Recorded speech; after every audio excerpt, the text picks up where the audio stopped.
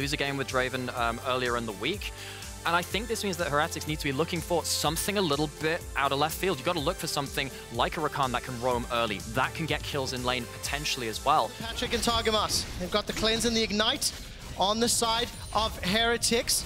And Odo's backing away. Odo could teleport in if needed. That's a two-man knock-up, stand aside. Mercer takes a couple tower shots and first blood secured by Jack Spectra. Now Targamas is the next target. Yanko steps forward, one auto, the second, the third, the fourth. It's a double kill for Jack Spectra. And able to push all the way into VTO, and that's a big call.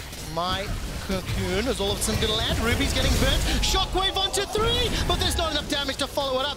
VTO will get out of his kit, his first game on it. Gigantic minion wave. In the bottom lane, VTO is making his way forward. That unbreakable wall is up. Now it's timed out. Piercing arrow flies forward. Jack Spectra's got Whirling Death available to him in the exhaust. Insta-cleanse! The death whirls forward as Jack Spectra gets a third. Continues to step backwards. Spinning X after spinning X. And he should be taken out here by VTO. The minions finally do it. And the shutdown. Team Heretics are in a better position. It's down to 3,000. We fancy ourselves a fight here, Dagda. Yeah, I mean, look at Jack Spectra. This is the guy that has to carry Bloodthirst to complete it. He's the first one with an item, but XL just looking for poke. Where's the engage? Mercer, quickness available to him, can hop over the wall. XL are grouped up, they're holding on to the trigger instead. Will secure that one. He's looking for a now potential fight. Chain of corruption starts to spread. The quickness will slow down and Jack Spectra forced to flash away. Unbreakable has now timed and Whirling Death burns down the HP bars as Yankos is focusing the spider. Jack Spectra gets another, this time onto Xerxes. They get the dragon. Call from XL. I really like the call out. Into the Bloodthirster without the member that's kind of fed. 1,000 gold advantage for VTO. You can see it on your screens right now. Ultimately, I think maybe fancying what they could get on a surprise. Accelerated shot blast, bring the hammer down! The Mercurial hammer, and VTO finds this. Yeah, but look, Ruby's on his way. You've got VTO as well. This is going to turn into a much bigger fight. Glacial Prison instantly cleansed away for the knockout and the quickness. Patrick is just about to drop, but the Unbreakable is buying enough time. Finally, Jack Spectra gets the kill. The shield is proc from that Bloodthirster, continues step forward, the spinning axes. Here comes Odo with the backup of VTO. Mercer's down as a double for VTO. The tower may be secured with the help of the Rift Herald, though. And I think net advantage Team Heretics. The thing is... But the thing is, you can see Odo has to completely abandon this top side. He knows that you're going to get Jack Spectra and Yankos moving up towards this top side. So Ebby can now get this tower. You hold on to Rift Herald for the mid play, and you send Ebby off to this bot side to push that in and then try and get more. But actually, looks like they're going to try and contest for the tier 2 instead, which I'm kind of surprised at, to be honest. Well, they dropped the Herald down. Going to be playing on the Hex game. From same with Odo Omni, trying to play through these side lanes to keep it in check.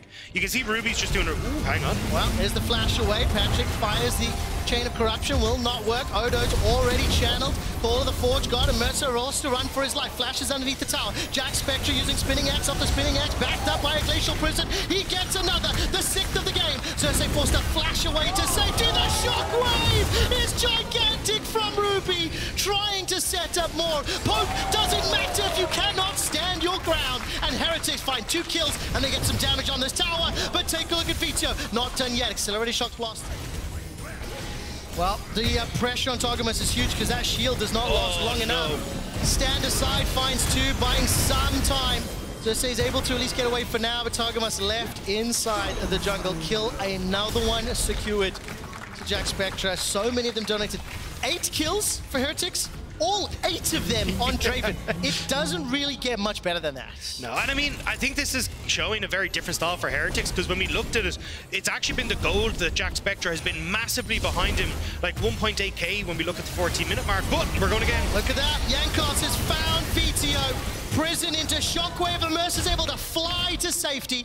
While that's going on, thumbs up in the chat. If Heretics win this game, they lock top 8, but so do G2, BDS, and Mad Lions. All 3 of those teams waiting in the wings, waiting to secure themselves the group stage.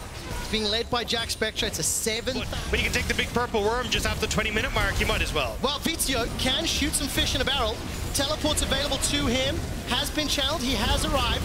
4,000 HP. Ebby's buying as much time as he can. Mercer's no quickness, it's too late, it's too late, it's too little, it's too late, but what more can XL do? The Searing Charge knocks up a few as Jack Spectra's locked inside the pit, but the stun is huge. Ebby wails away on VTO, he's forced to run for his life. Ruby's 1 second for the Shockwave, pulls Odo back, and all of a sudden Heretics are wrecking XL. Goodbye, Patrick. 2 more kills to Jack. He can follow this one through, and between the speed ups coming through from Ruby as well, just with the command dissonance, it's so easy for them to chase members down. Managing to make back-to-back playoffs last year, now trying to dig themselves out of a gigantic hole. Patrick and VTO should be able to pick up this kill here. Finally secure. It's VTO that does so, but at what cost? At what cost? Inhibitor turrets are falling, and I don't know how you deal with an 11-2-0 Draven that is protected by a Sejuani and Orianna as well as a Rakan.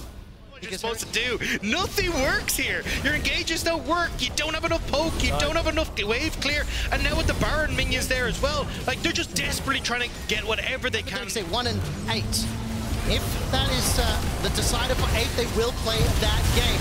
Right now, multiple people knocked up. How did that happen? All of a sudden, XL have found the kill onto Jack Spectra, but there's not much more in the tank.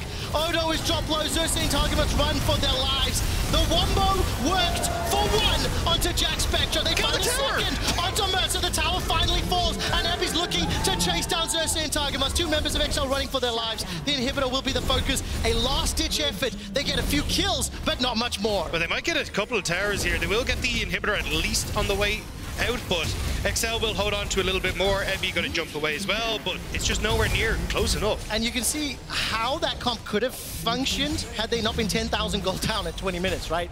If they were able to in the LEC, but along with BDS, Madlines, and G2, so a number of teams looking ahead to those best of 3s if Heretics close this out. And right now, Ebby's on the tower. Before the Forge Guard comes out, knocks up a couple members as Yankos backs away. He's thrown out the prison himself. Mercer will jump away to safety. Odo is dropped once again, just standing in front, and Jack Spectra firing away.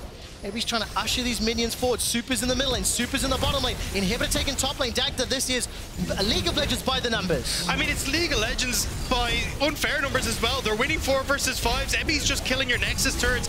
Heretics want to end this now, and they are just swarming into the base of XL. And Jack Spectra continues to stack up those passives. 12 and 3, 4 items into the 2 items of Patrick.